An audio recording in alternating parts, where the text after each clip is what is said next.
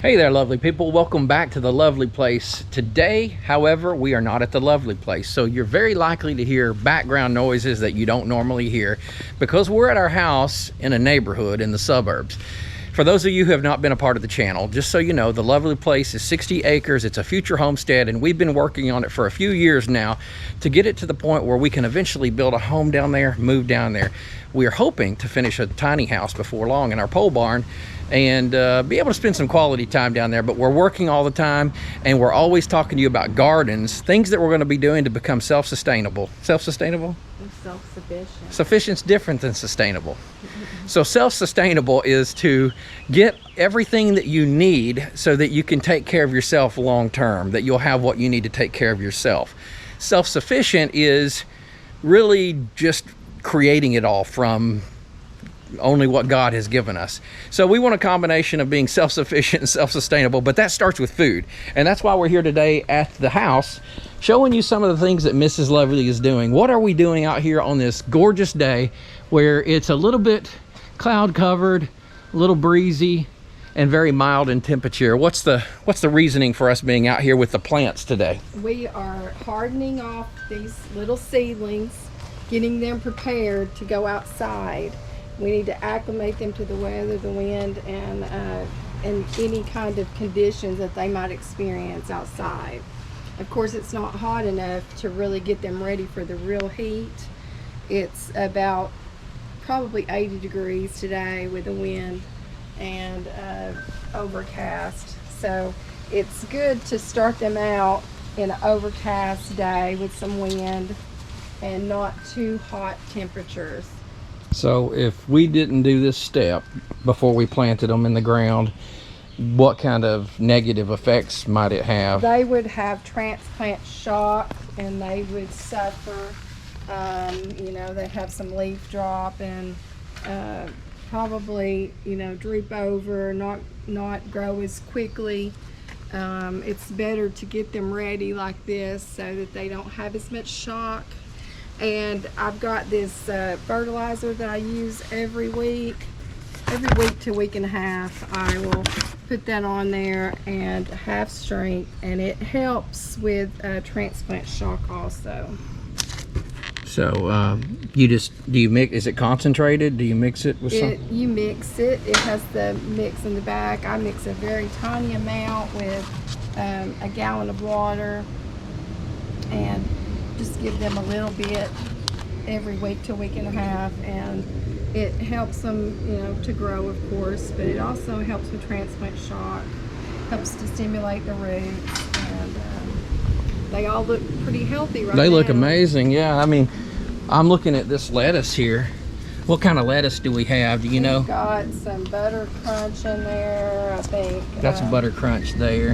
Yeah, and there's some, I've got romaine, I've got different ones that I've started. This is my first year growing lettuce. That last year I had some, but it didn't do very well. This is done well from the beginning, so I'm really excited about it. I think we could get some croutons right now and maybe some carrots. And I've really contemplated growing it under the lights and keeping it in, you know, from out of the weather to see if it would do better that way. What do we got over here?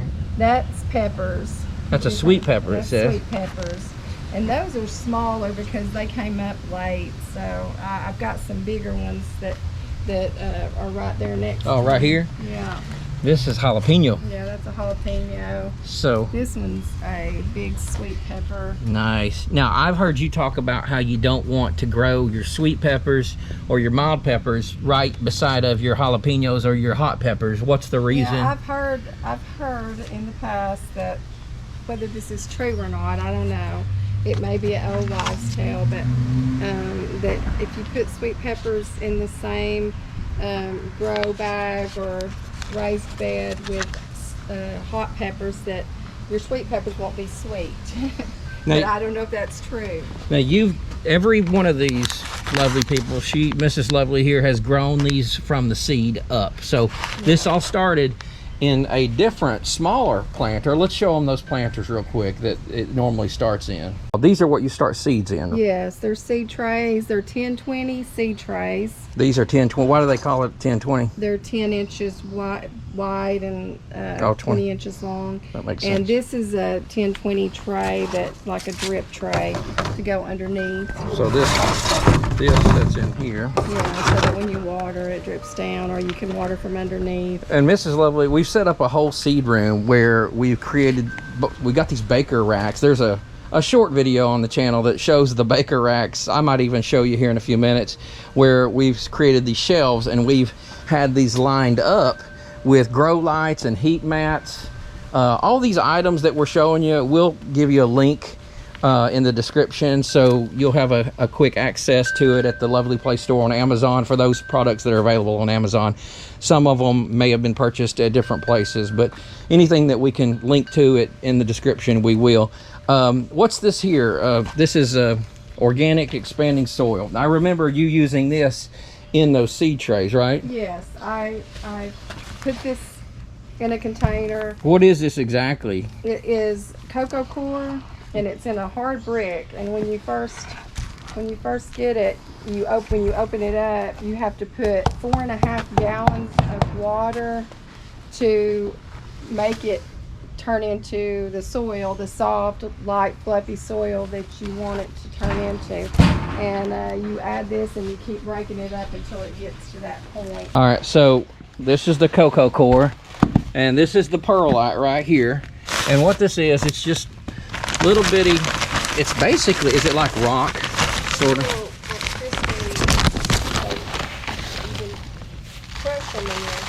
It's very light, very fluffy. It almost feels like styrofoam or something, but obviously it's not.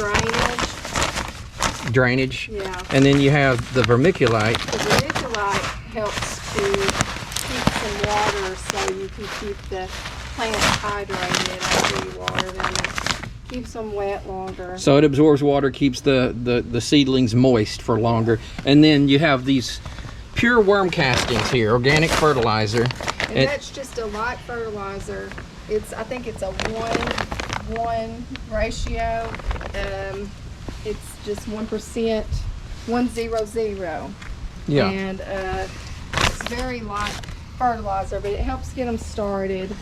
So there's not too much fertilizer on them when the seeds are first being put into the soil. So just to be sure, these seed trays, it's a combination of this stuff here, Yes. and a little bit of that. A little bit of the perlite, a little bit of the vermiculite, Very minor amount, and a little bit of the worm casting. The worm castings. And then you just put your seed in, and then you've got to keep it warm, keep the light on it. Every day, our challenge is to remember every morning when we wake up to click the remote control and make sure that the lights are on down in our seed room, because it's on a lower level. And so we're not able to just visualize it every day. We'll be drinking coffee in the morning, and one of us will look at the other and we'll say, did you turn the lights on this morning? No. Did you turn the lights on? So we hustle down and we try to get them on first thing, and then we don't turn them off until the latest we possibly can before bedtime. And that way, how many hours a day are they supposed to get light? And I know it's different for different types of plants. Yes, but most people suggest like 16 hours a day. We usually do about 14. So mine are probably not getting the maximum that they could get, but we need timers. If we had them on timers, that would be nice. So this is a sweet cherry tomato. That's one of our favorites. It produces kind of, what are they, medium size? Or yeah, those sweet cherry tomatoes, those are the little viney type tomatoes. Yeah. You know, and they're just a cherry. Oh, here, Tiny little cherry tomato. I think this is one of the favorites for sure. It's the large red cherry tomato, heirloom. Yes, and those came up late. I have some of those that are a lot bigger over here, but those came up late in the tray, and I just went ahead and put them in that pot of them also. I don't like wasting any plants. A lot of people will just cut off the weak one. The weakest ones are the late bloomers, but I don't do that. I keep everything that I can, because I just don't believe in wasting anything that if I don't have to. There's a saying: keep everything you can everything you keep. What is it? Grow everything you can. Can everything, can what you, do what you can what you do. Can what you grow, whatever. I was looking here a second ago, early girl tomatoes. Why do they call those early girl? Early girl, those are like some of the earliest. They only take about 52 days to come to bear fruit.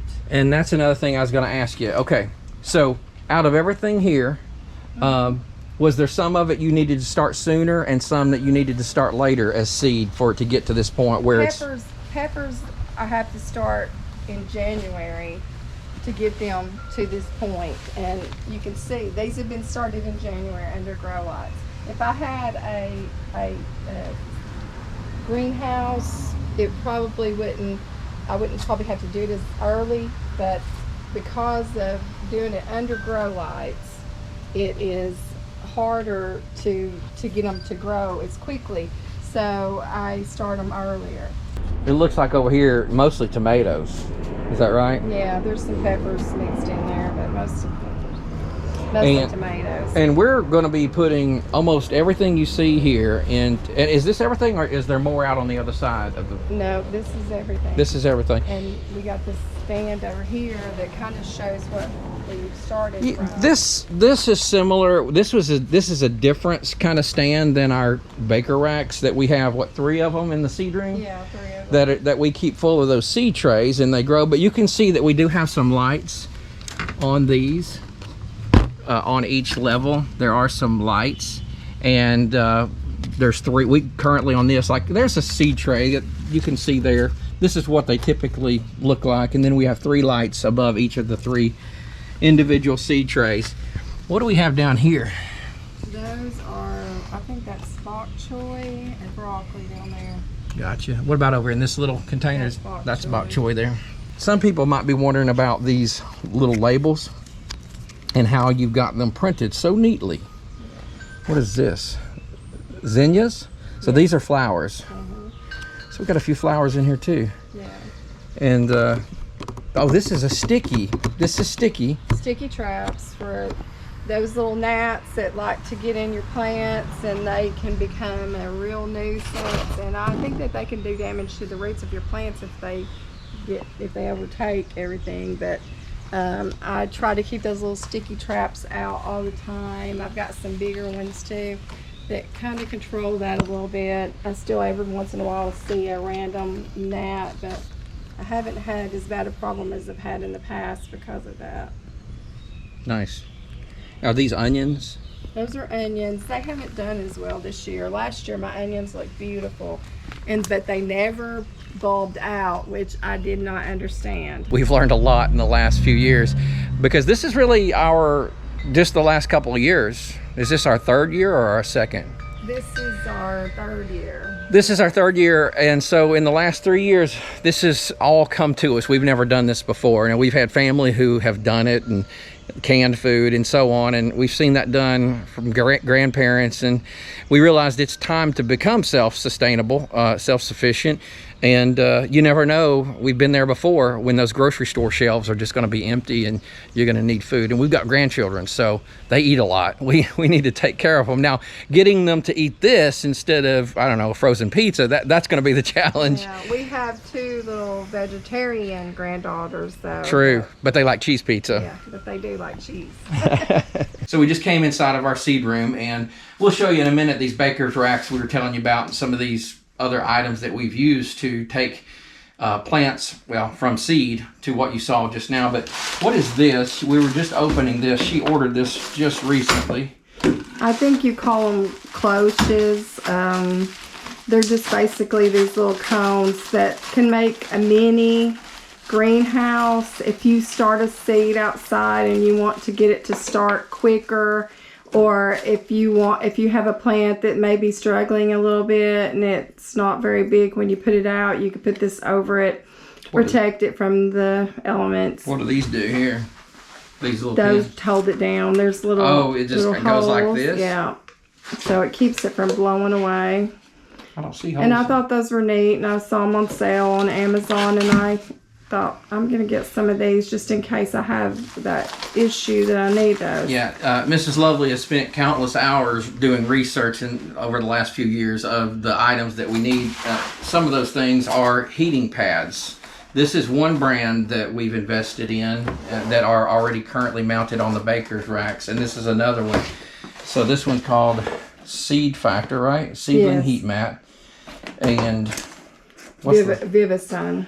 any idea what the differences are in these? I 10 don't- by 20? No, I don't know the difference. I know that they're, you know, Vivasun, the ones that are the ones that I purchased first. They were a little bit more expensive, but I still got them on sale on Amazon. I look for deals when it's getting that time. And I got a deal on the Vivasun, and they are lay flatter. I like the way they lay compared to the Seed Factor one. You can see the name on. This is Seed Factor right Yeah, here. the Seed Factor ones are a little bumpier. Right, You know, a I little see bit. that. They don't lay quite as And flat. this is the Vivasun over here. Yeah, the Vivasun's a brand that's been around for a long time. I don't know much about the Seed Factor, but they're MET approved.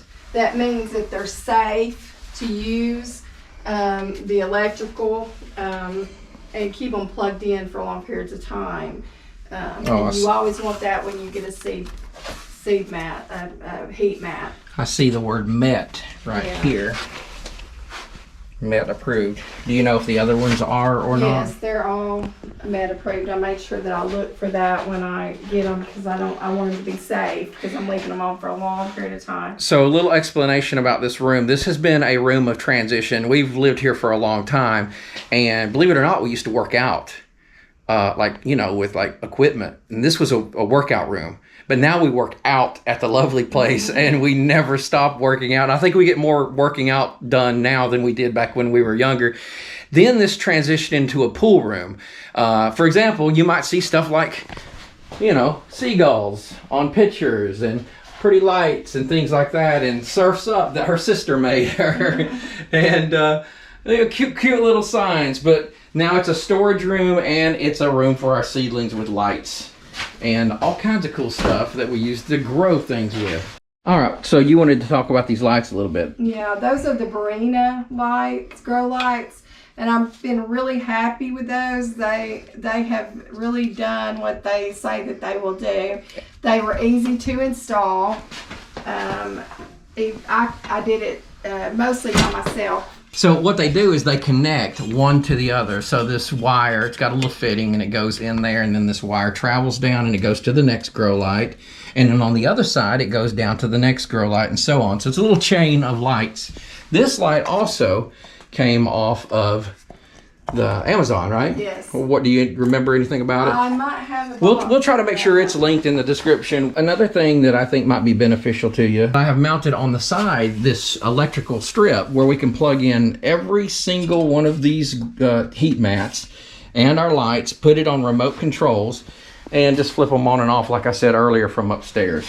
So it's a pretty neat little system. So just a couple weeks ago, I bought this for Mrs. Lovely to water all of the seedlings with as they were in here. So it's a pump-up sprayer. It's a backpack style, and I just purchased it over at Harbor Freight.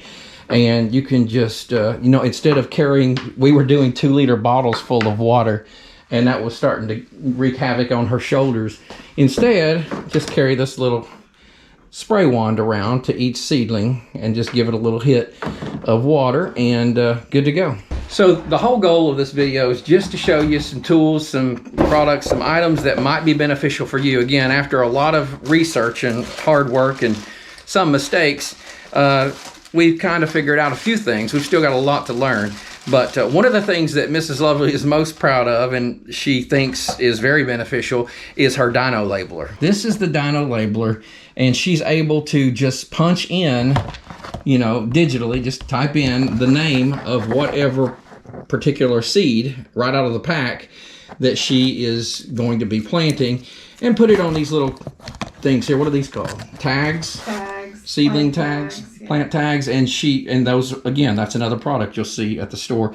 Anyway, those are then put into each of the seed little holes in the dirt, and that way we know what we've got as it grows.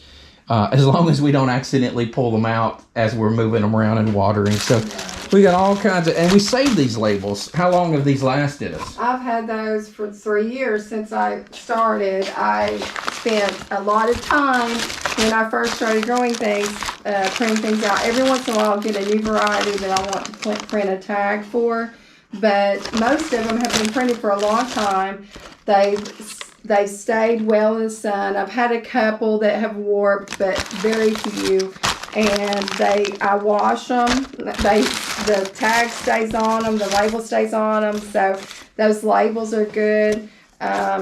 And I buy labels off of Amazon. They're not the approved Dymo label. Or You're talking about labels, the tape part, right? Yeah, the tape part. They're not the Dymo brand, but they work in it just fine. They work fine. What's don't you order these so those are little seed bags, and they're Mylar on the inside, but they're black. So they don't come with seeds in them, right? No, okay. I order those to keep my seeds in when I'm not using, so that I can store them for long term and that they will keep longer. And speaking of Mylar, we've got these, what are they called? It's like a reflective.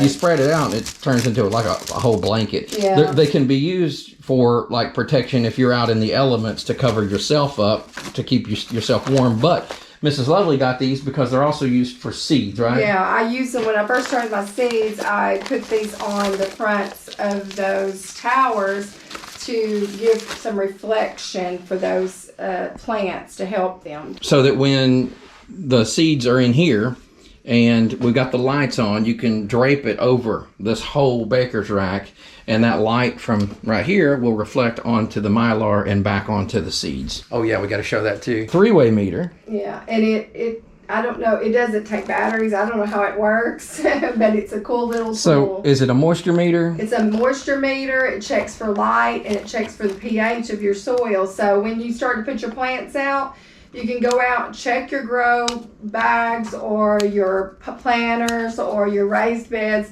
to see what the pH is so that you can add to it whatever you need to change the pH level to what your plant needs, because every plant needs a different pH. You might need some calcium to change the pH, or you might need to add some organic matter like compost to the soil. What about lime? Does that takes the Lime pH? adds calcium. All right, I haven't been over here much. We got a lot more salad over here. This looks like, what is this one called? Oak leaf? Oak leaf lettuce. Yeah, that has a little red to it. Mm-hmm. That's a coming, like a come and cut kind of lettuce, so that you can kind of trim off as you need it. Yeah. And then there's other lettuces that you want to grow to a head. That's parsley Mm-hmm. and dill. Oh yeah, you can smell the dill. And there's basil. I've got basil out here. Is this the basil over here? No, that's mustard greens. That's greens. Those are late bloomers too. And mostly tomatoes. These tomatoes, they look healthy. They look good. So what I want to communicate to you, what we want to communicate to you today, is it's not too soon to start growing your own food. It's never too soon. Now, it could be too late at some point, and then you don't have food. So I think it's probably a smart move to do this. But what we want to do is encourage you, no matter what your circumstances are. See, we've got 60 acres down at the Lovely Place, but we don't live there yet. So we're not there constantly to manage all of this and water everything and even put it in the ground there. So we're going to be using mostly raised beds out in our hilly backyard on the side of a hill. Where we don't have a lot of space, but we make do with what we've got. So if you're in an apartment, if you're in a condo, if you're somewhere with a little bit of space, even if you only have a balcony that gets some sun, and even if it doesn't get sun, you can start seedlings with these lights we're telling you about. But you do need some sun and you need water, of course, and you need to be there so that you can manage and maintain these plants as they grow. But there's nothing better than knowing that you're growing your own food. All right, lovely people. Well, thanks for joining us today. Even though we're not at the lovely place, we're doing some lovely things. Mrs. Lovely is here, and that's all that matters. The lovely place is where Mrs. Lovely is at. So God bless you. I hope this helped you in some way. And if there's anything we can do for you, just let us know. Shoot us a comment. If you haven't done so, we'd love for you to subscribe to the channel and like the video if you feel like you got something out of it. We'll see you next time. Take care.